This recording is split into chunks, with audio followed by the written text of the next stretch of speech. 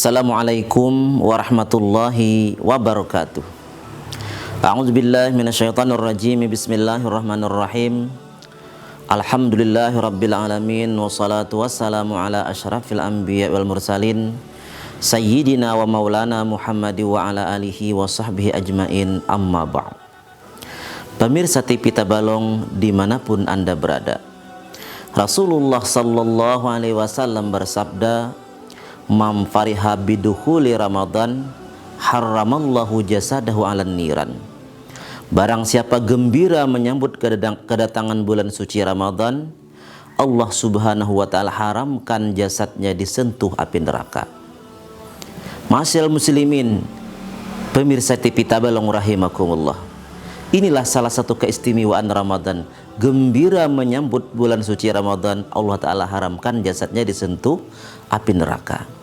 Cuman banyak orang-orang mengartikan apa sih arti gembira menyambut Ramadan itu. Jadi orang-orang berbeda pendapat. Ada yang dengan menyalakan mercon, ada juga mungkin dengan arak-arakan dan lain sebagainya.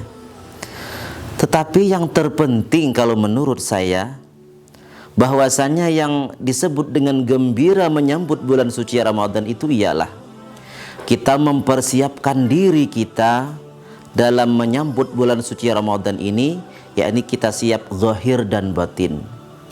Zahir, yakni kita siapkan ongkos kita di bulan Ramadan, dan batinnya tentunya kita mempersiapkan ilmunya, bagaimana ibadah yang ada di bulan suci Ramadan agar diterima oleh Allah Subhanahu wa taala.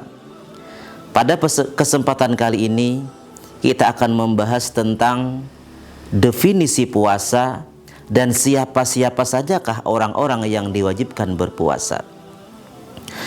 Puasa ialah al-imsaku an jami'il mufattarati min tulu'il fajri ila ghurubi syamsi biniyatin makhsusatin. Puasa yaitu menahan diri dari seluruh yang membatalkan puasa, dari terbit fajar sampai terbenam matahari dengan niat yang tertentu. Nah, jadi itu definisi daripada puasa, menahan diri dari seluruh yang membatalkan. Apa saja yang membatalkan? Di antaranya makan, minum, jima' dan lain-lain. Jadi menahan dirinya mulai dari terbit fajar. Terbit fajar itu adalah awal waktu sholat subuh. Nah, jadi mulainya kita kada boleh makan minum lagi mulai dari orang azan subuh. Adapun imsak itu salah satu daripada sunat-sunat puasa. Di antaranya menurut dalam kitab At-Taqriratus Sadidah, disunatkan kita tidak makan dan minum lagi sebelum orang azan subuh itu, sekedar kalau membaca Al-Quran sekitar 50 ayat atau kurang lebih 10 menit, atau sering kita sebut dengan waktu imsak. Nah, jadi beimsak itu hukumnya sunat. Bila kita beimsak, bila sudah berbunyi alarm, kita sunat kada makan lagi. Bila kita kada makan lagi, dapat pahala sunat beimsak. Tapi meskipun sunat, pahala di bulan Ramadan itu yang sunat sama lawan nang wajib. Dan imsak itu ibarat lampu itu seperti lampu kuning, artinya dikit lagi lampu abang. Nah, jadi kalau kita bisa, ketika imsak jangan lagi makan dan minum. Sampainya adalah sampai terbenam matahari, artinya sampai orang azan maghrib. Nah, jadi manahan kada makan kada minum dari awal waktu subuh sampai awal waktu maghrib, biniyatin maksusatin, dengan niat yang tertentu. Nah, artinya berniat juga, bukan cuma menahan diri dari makan dan minum. Adapun orang-orang yang diwajibkan berpuasa, pertama, orang yang wajib puasa itu orangnya al-Islamu, orangnya beragama Islam. Artinya kalau tidak beragama Islam tidak wajib puasa.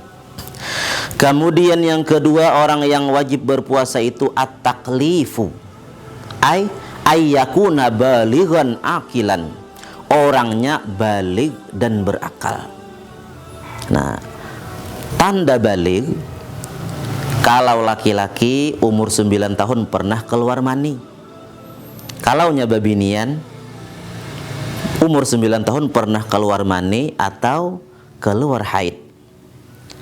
Atau misalnya kada pernah keluar mani, kada pernah keluar haid bagi laki-laki dan perempuan, tapi umurnya sudah 15 tahun, itu sudah digolongkan balik. Nah, jadi balik orangnya, wajib puasa. Kemudian berakal, biar balik tapi kada berakal, kada wajib juga puasa. Wa amma sabiyyu fayajibu ala waliyyi amrihi ay ya'murahu bis-shaumi li sab'i sinina wa yadribahu idza tarakahu li asyri sinina in ataqah. Adapun anak-anak, maka wajib atas walinya menyuruhnya untuk berpuasa apabila umurnya sudah 7 tahun. Jadi bila anak kita umur 7 tahun, wajib kita menyuruh, nak puasa. Andainya inya kada hakun berpuasa, biar aja dulu. Tetapi bila umurnya sudah 10 tahun dan ia sanggup untuk berpuasa tapi tidak mau berpuasa, maka kita sebagai orang tua wajib untuk memukulnya. Memukul di sini untuk manjarai benarnya supaya inya mau puasa. Bukan pukul nang menyakiti sakahimat urat tuh kada ya lah. Kasihan ini manjarai. Jangan kayak kisah almarhum Guru Bakri ini. Loco sih jadi bagi kisah pukuli anak aja sih din. Mbah itu timbai atas kindai. Apa ada seharian inya kada timbul. Biar dilihat tika kindai habis pisang satu tundun. Nah, ternyata timbai ke paraman pisang. Nah, jadi kada pukul bahimat tuh kada ya lah, sekadar manjarai bener aja. Kemudian yang ketiga, orang yang wajib berpuasa itu ialah al-itaqah. Ai al-qudratu alaih, orangnya sanggup untuk berpuasa. Nah, kata-kata sanggup di situ ada menurut hissi, ada menurut syar'i. Kalau menurut hissi, menurut kenyataan, dimaksud orang yang tidak sanggup berpuasa itu adalah orang yang sangat tua. Tuha benar orangnya. Bila puasa bisa mati sidin. Maka sidin ini boleh kada puasa tapi diganti dengan membayar fidyah, 1 harinya 1 mud makanan pokok atau beras. Nah, itu bagi orang lang tuha, karena lang tuha ini kada ada jual lagi harapan apa? Kada ada lagi harapan ba'num iyalah. Nah, dan orang yang sakit yang tidak ada harapan sembuh lagi, garingnya banget benar kada harapan sembuh, ini pun juga boleh diganti dengan membayar fidyah, 1 harinya 1 mud makanan pokok.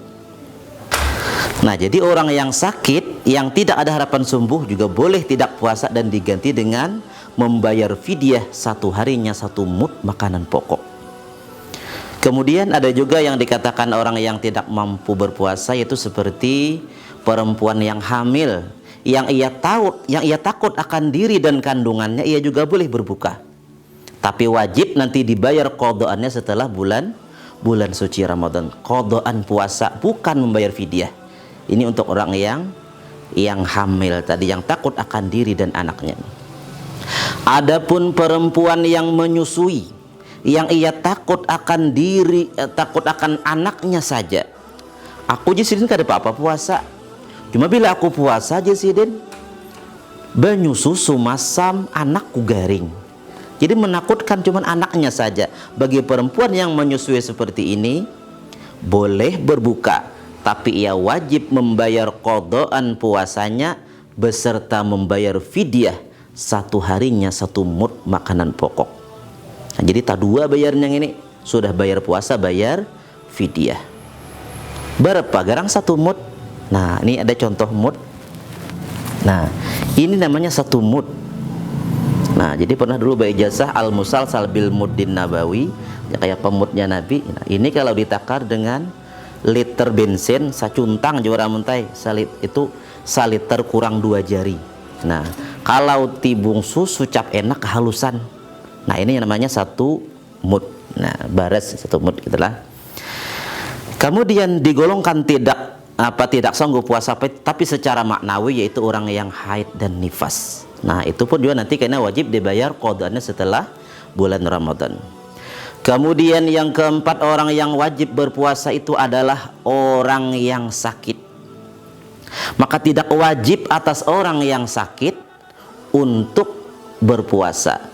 Jadi boleh berbuka, tetapi ada catatannya, bahwasanya sakitnya itu bila dipaksa sidin berpuasa bisa membahayakan diri sidin, bisa mati, atau lambat sembuh dari penyakitnya, atau bertambah penyakitnya, boleh ia berbuka. Nah, tetapi nantinya di luar bulan Ramadan wajib membayar qodoan puasanya, bukan fidyah. Nah, jadi membayar qodoan puasanya itu bagi orang yang sakit.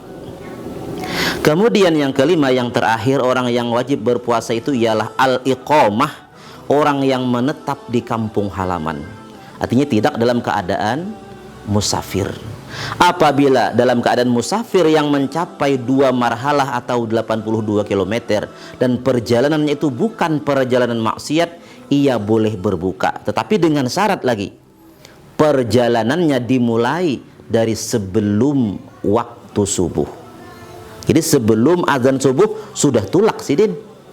Nah, itu catatannya boleh berbuka puasa. Nah, tetapi berbuka puasa bagi orang yang musafir dan orang yang sakit tadi, ketika berbuka ia berniat mengambil keringanan hukum dari Allah Subhanahu wa taala yang membolehkan berbuka bagi orang yang sakit dan yang sedang musafir tadi. Pemirsa TV Tabalong rahimakumullah, itulah 5 macam orang-orang yang wajib berpuasa. Islam, balik berakal, sanggup berpuasa, kemudian sehat, dan yang kelima, orang yang menetap di kampung halaman, tidak dalam keadaan musafir. Apabila kita termasuk kelima-limanya ini, maka wajiblah kita berpuasa. Dan dengan tahu yang 5 macam ini, apabila kita melihat ada orang kada puasa, kawan kita sangka baik. Misalnya melihat orang kada puasa, mungkin sidin ini kada Islam orangnya, karena orang kada Islam kada wajib puasa. Ujar kawan Islam itu orang cakap masjid misalnya, sangka baik, mungkin sidin belum balik kira-kira.